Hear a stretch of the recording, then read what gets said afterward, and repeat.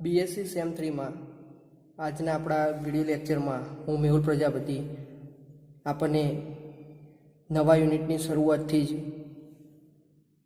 Unit 1 chemistry of noble gases ઉમદા વાયુનું રસાયણ. ઉમદા વાયુઓ શું છે? નામ ઉપરથી ખબર પડશે કે ઉમદા વાયુઓ ક્યાંક નામ સાંભળ્યું હોય તો. ઉમદા વાયુઓ શું છે? પીરિયોડિક ટેબલ ઉપર તરત જ ધ્યાન જશે કે ઉમદા વાયુઓ નામ પડે છે તો આપણે પીરિયોડિક ટેબલ ઉપર ધ્યાન આપીએ અને પીરિયોડિક ટેબલ જેમાં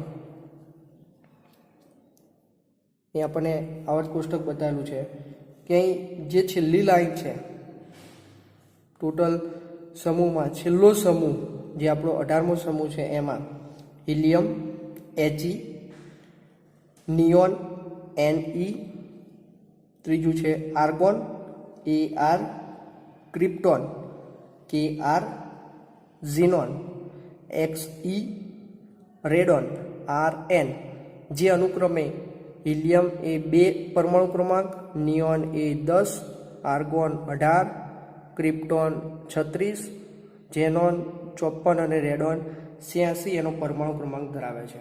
આમ કુલ 6 તત્વો 1 2 3 4 5 અને આ 6 તત્વો છે આવર્ત કોષ્ટકમાં સ્વતંત્ર એક એવો સમૂહ બનાવે છે જેને આપણે જે આ તત્વો છે એના રંગ ઉપરથી કંઈ બતાવેલું છે કે એને નામ શું આપેલું છે? Noble gases.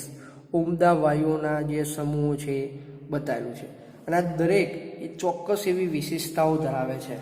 એ બધા જ આ સભ્યો છે સામાન્ય રીતે એનું તાપમાન ઉપરથી નક્કી થશે કે એ વાયુમય અવસ્થાઓ ધરાવે છે. પહેલું શું ઓપ્શન જોવા મળશે એની અંદર? વાયુમય અવસ્થા ધરાવે છે. વાતાવરણમાં એમનું પ્રમાણ ઘણું ઓછું હોવાના કારણે એનું બીજું નામ શું છે? એને વિરલ વાયુઓ તરીકે પણ ઓળખવામાં આવે છે. રાસાયણિક રીતે નિષ્ક્રિય હોવાથી એમને ત્રીજું નામ નિષ્ક્રિય વાયુ તરીકે પણ ઓળખવામાં આવે છે. અહીં સોનું અને પ્લેટિનમની માફક આ ધાતુઓ જે છે અક્રિયાશીલ હોવાથી એનું બીજું નામ શું બનશે? Noble gases. ઉમદા વાયુ તરીકે એને આપણે ઓળખીએ છીએ.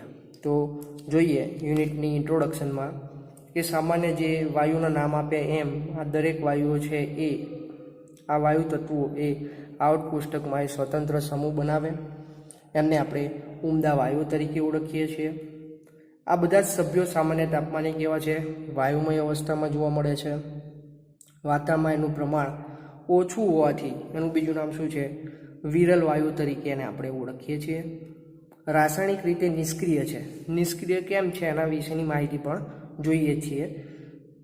તો રાસાયણિક રીતે નિષ્ક્રિય હોવાથી એને નિષ્ક્રિય ઇનર્ટ વાયુ તરીકે ઓળખવામાં આવે છે. અને સોનું પ્લેટિનમની જે ધાતુઓ છે એની માફક આ અક્રિયાશીલ હોવાથી એને ઉમદા વાયુ તરીકે આપણે ઓળખીએ છીએ.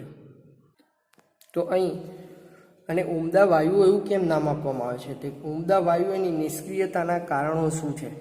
એને નિષ્ક્રિય તરીકે ઓળખવામાં આવે છે. વિરલ વાયુઓ તરીકે કીધું, ઉમદા વાયુઓ કીધું, અક્રિયાશીલ કહ્યું. તો આ નિષ્ક્રિયતાના કારણો શું છે? તો આ બધા જ તત્વો એના બધા જ કોષ પૂર્ણ ભરાયેલા છે. જોઈએ ક્યાંય બતાવેલું છે કે બધા જ કોષો એના પૂર્ણ ભરાયેલા. જો હિલિયમ એની બાહ્યતમ કક્ષામાં 2 છે, બાકી દરેક તત્વો છે એની બાહ્યતમ કક્ષામાં. નિયોન એમાં 8, બાહ્યતમ કક્ષામાં 8, આમાં 8.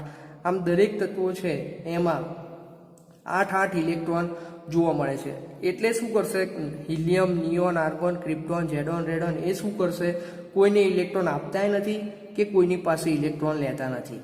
એટલે રાસાયણિક પ્રક્રિયામાં ક્યારેય ભાગ લેતા નથી. એટલે શું કહેવાશે? નિષ્ક્રિય છે એમ કહી શકાય. એટલે આ બધા જ તત્વો એમાં બાહ્યતમ કક્ષામાં 2 ઇલેક્ટ્રોન એટલે કે હિલિયમ સિવાય દરેક તત્વોમાં બાહ્યતમ કક્ષામાં 8 ઇલેક્ટ્રોન જોવા મળે છે. એટલે એથી તે કોઈને ઇલેક્ટ્રોન આપતા નથી કે કોઈની પાસે ઇલેક્ટ્રોન લેતા નથી. એટલે એમ કહી શકાય કે પ્રક્રિયામાં ભાગ લેતા નથી. એમના બધા જ ઇલેક્ટ્રોન યુગ્મમાં હોય છે એટલે કે જોડીમાં હોય. આથી તે અન્ય પરમાણુ સાથે ઇલેક્ટ્રોનની ભાગીદારી કરતા નથી કે એવો કોઈ સહસંયોજક બંધ પણ બનાવતા નથી. આ ઘણી વખત એક્ઝામમાં પૂછાય છે કે ઉમદા વાયુની નિષ્ક્રિયતાના કારણો બતાવો, તો આ રીતે લખવાના. એમની વિદ્યુત ઋણતાની વાત કરીએ તથા એની ઇલેક્ટ્રોન બંધુતા કેવી છે, શૂન્ય છે, કોઈની સાથે કંઈ લેવડ દેવડ જ કરતા નથી, તે એટલે કે શું બનશે, શૂન્ય અથવા નિષ્ક્રિય જોવા મળશે. આથી આ સંયોજનોને બનવા માટે અસમર્થ છે, એટલે ડાયરેક્ટ નવા સંયોજન આ રીતના બનાવવા હોય તો આ નિષ્ક્રિય વાયુઓ બની શકે નહીં. એમની આયનીકરણ માત્રાની વાત કરીએ તો આયનીકરણ માત્રાનું મૂલ્ય છે ખૂબ જ ઊંચું હોવાથી બાહ્યતમ કક્ષામાંથી ઇલેક્ટ્રોન જે છે દૂર કરવા તે શક્ય બનતા નથી. એટલે આમ અલગ અલગ 4 એની ઉમદા વાયુની નિષ્ક્રિયતા માટેના કારણો બતાવેલા છે, જેથી આ વાયુઓ છે એ ક્રિયાશીલતા કેવી છે, નગણ્ય જોવા મળે છે, જેથી આપણે એને નિષ્ક્રિય તરીકે ઓળખીએ છીએ.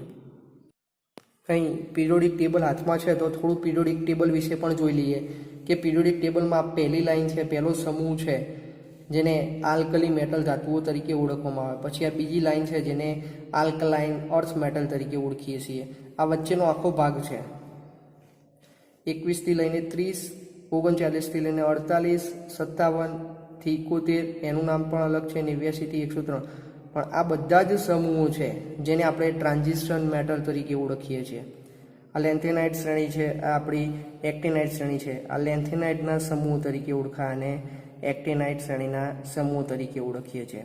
જે ગુલાબી રંગમાં જોવા મળે છે જેને આપણે મેટલ્સ તરીકે ઓળખીએ છીએ. અહીં કેસરી રંગમાં છે એ બધા આપણા શું છે, મેટલોઇડ્સ છે. આ આપણા નોન મેટલ અધાતુ તત્વો, carbon, nitrogen, oxygen, phosphorus, sulphur અને સેલેનિયમ. આ હેલોજન તત્વો FCl, Br અને I. અને આ છેલ્લે જે આપણે હાલ યુનિટમાં શીખવાનું છે હિલિયમ, નિયોન, આર્ગોન, ક્રિપ્ટોન, ઝેડોન, રેડોન, જે આપણા નિષ્ક્રિય વાયુ તરીકે ઓળખીએ છીએ. તો વાત કરીએ આ નિષ્ક્રિય વાયુઓ છે તો નિષ્ક્રિય વાયુઓની શોધ ક્યાંથી થઈ? ડિસ્કવરી ઓફ નોબલ ગેસીસ, જે સામાન્ય રીતે ઉમદા વાયુની શોધ થઈ એનો ઇતિહાસ જોવા જઈએ તો આ શોધનો મુખ્ય જે શ્રેય છે રેલે અને રામસે નામના 2 વૈજ્ઞાનિક છે. રેલે અને રામસે બંનેના ફાળે જાય છે. તો અહીં આપણે 1 બાય 1 દરેક ઉમદા વાયુઓ છે જેમ કે આર્ગોન, હિલિયમ, નિયોન, ક્રિપ્ટોન, ઝેડોન, રેડોન એ દરેકના શોધ વિશેની અને થોડી એના વિશેની માહિતી આપણે જોઈશું. તો પહેલું છે આર્ગોન. એના શોધની વાત કરીએ તો હેનરી કેવેન્ડિશ નામના વૈજ્ઞાનિકે આર્ગોનની શોધ કરી ઈસવીસન 1857માં. એમણે શું કર્યું કે ઓક્સિજનના અધિક્યમાં વિદ્યુત તણખા પ્રવાહિત કર્યા, એટલે કે ઇલેક્ટ્રિક સ્પાર્ક આપ્યો અને બાકી રહેલા નાઇટ્રોજન ઓક્સાઇડ એનું KOH સાથે પોટેશિયમ હાઇડ્રોક્સાઇડમાં એમાં બાકી રહેલા ઓક્સિજન એની તટસ્થ પાયરોગેલોલ અધિશોષક દ્વારા એને અલગ કરી અને એમને જોયું કે તણખા કર્યા પછી એની અંદર પરપોટા સ્વરૂપે મુખ્ય વાયુ આપણને જોવા મળ્યો, જે લગભગ 1/20 ભાગમાં શેષ રહેતી જે વાયુ જોવા મળ્યો અને કેવેન્ડિશે એને ઓળખાણ આપ્યું. એનું નામ શું કીધું? આર્ગોન વાયુ છે. 1882માં એને જોવા મળ્યું કે વાયુમાંથી અલગ પડેલા જે નાઇટ્રોજનની એની ઘનતા રાસાયણિક પદ્ધતિમાંથી મેળવેલા નાઇટ્રોજનની ઘનતાથી વધુ 0.5% જેટલી વધારે જોવા મળી. રામસે નામના વૈજ્ઞાનિકે આનું તફાવત જોયું અને એને ખબર પડી કે કોઈ ભારે ગેસ હશે એના કારણે આ પ્રક્રિયા થઈ હશે. તો આ પ્રક્રિયાઓ માટે કાર્બન ડાયોક્સાઇડ એની સોડા લાઇમ ઉપર પ્રવાહિત કરી એને જોયું. એમાં શું થયું કે NaOH અને CO2 સાથે પ્રક્રિયા થઈ Na2CO3 અને પાણીનું અણુ આપણને દૂર થાય છે. બીજી પ્રક્રિયા કરી પાણીની બાષ્પ અને P2O5 સાથે પ્રવાહિત કરી અને એમાંથી આપણને P2O5 plus 3 times H2O H3PO4 phosphoric acid આપણને મળ્યો. ત્રીજું કે એને ઓક્સિજનને લાલ તાંબા એટલે કે કોપર એની ઉપર પ્રવાહિત કરી એને પ્રક્રિયા કરી તો એમાંથી 2 ટાઈમ્સ CO2 અને Cu અને O2 તો 2 ટાઈમ્સ 2CuO કોપર ઓક્સાઇડ આપણને મળે છે. ચોથી વખત એને નાઇટ્રોજનને ગરમ કરી અને મેગ્નેશિયમ ઉપર પ્રવાહિત કરીને આપણને એને નિપજ મળી Mg3N2. સામાન્ય રીતે જોઈએ તો આર્ગોન એ લેટિન શબ્દ ઉપરથી આવેલો છે અને એનું નામ અર્થ શું થાય છે? આળસુ એવું નામ જોવા મળે છે. એટલે અહીં શોર્ટ ક્વેશ્ચન એવું પૂછી શકે કે આર્ગોન વાયુની શોધ કોણે કરી, કઈ રીતે થઈ અને આર્ગોન એ શબ્દનો અર્થ શું થાય છે? બીજો વાયુ છે હિલિયમની શોધ. તો હિલિયમની શોધ લોકિયરે અને ફ્રેન્કલે 1868માં કરી. એમણે 1868માં પૂર્ણ સૂર્યગ્રહણ વખતે સૂર્યના રંગમંડળ છે એમાંથી એક નવી પીળી રેખા જોવા મળી. આ રેખા જેને સોડિયમની D1 અને D2 રેખાથી અલગ જોવા મળી.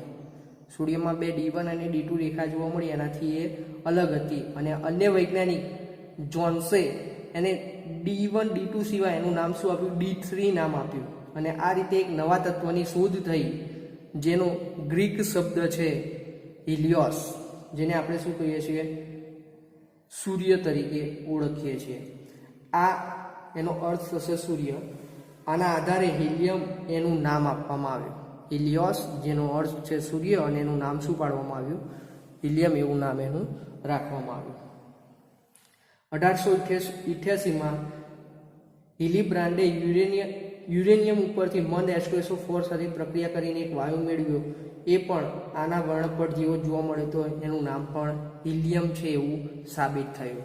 હિલિયમ પછી નિયોન, ક્રિપ્ટોન અને ઝેનોનની વાત કરીએ તો રામસે અને ટ્રેવસે બે વૈજ્ઞાનિકો જેને આ ત્રણ વાયુની શોધ કરી. સામાન્ય શોર્ટમાં પૂછાયેલા ક્વેશ્ચનમાંથી જોઈએ તો નિયોન એનો સામાન્ય અર્થ શું થશે? નવું એવો અર્થ થાય છે. ક્રિપ્ટોન જેનો સામાન્ય અર્થ સંતાયેલું એવું થાય છે. અને ઝીનોન જેનો અર્થ એનું નામ અજનબી એવું થાય છે.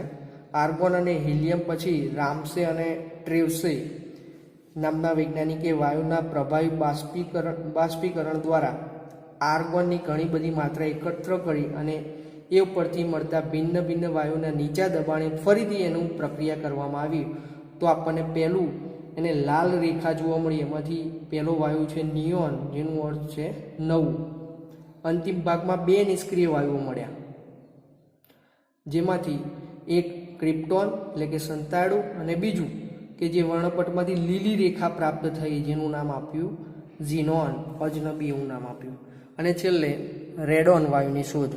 રેડોન વાયુની શોધ ઈસવીસન 1900માં ડોન નામના વૈજ્ઞાનિકે કરી.